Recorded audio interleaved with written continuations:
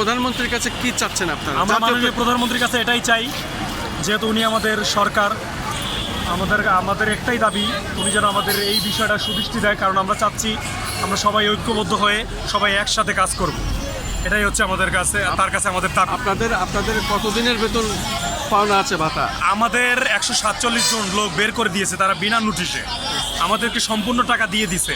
আচ্ছা আচ্ছা। বাট এখন আমাদের যে বাকি ওয়ার্কারগুলো আছে হ্যাঁ। ওদেরকে টাকা পয়সা দেয় নাই, তারা এমনিতেই নোটিশটা এমনিতে টানাই দিছে 2 দিন আগে, আচ্ছা, অফিস আচ্ছা। খোলার পরে এটা। আচ্ছা, আচ্ছা। তো আমরা সবাই চাচ্ছি আমরা একসাথে কাজ করব, কাজে যোগদান করব, যারাদেরকে ছাঁটাই করে দিতে চাচ্ছে যেন পুনরায় কাজে বহাল রাখে। আপনাদের এই সংগঠনের আপনি কে, দায়িত্বে কে? আমি কিছু না, আমি শ্রমিক একজন worker। একজন শ্রমিক। জি। কি নাম বললেন? আমার নাম হচ্ছে মোহাম্মদ শহীদুল ইসলাম।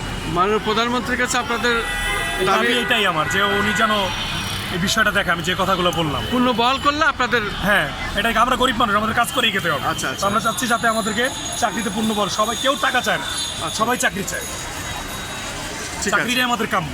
শুধু তারা কর্ম চাই।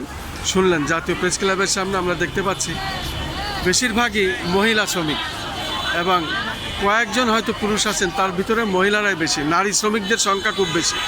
আর নারী শ্রমিকরা এই অবস্থায় থাকলে পারে সংসারের কি অবস্থা হতে পারে, সেটাই আসলে আমি দেখানোর চেষ্টা করলাম। সবথেকে বড় ব্যাপার হলো মাননীয় প্রধানমন্ত্রীর প্রতি তারা যে দৃষ্টি আকর্ষণ করলেন, সেটাই আমি তুলে ধরলাম এবং সেটাই আমি দেখানোর চেষ্টা করছি। আমি খন্দকার মাসুদুজ্জামান, জাতীয় প্রেস ক্লাবের সামনে থেকে আমি এটা ধারণ করছি এবং প্রচার করে যাচ্ছি। আমাদের মূল বিষয়টা হলো তাদের মুখ্যম যে মুদ্রা কথাটি, সেটাই মাননীয় প্রধানমন্ত্রী শুনবেন এবং সেটাই উনি করবেন। এই হলো আমাদের অবস্থান।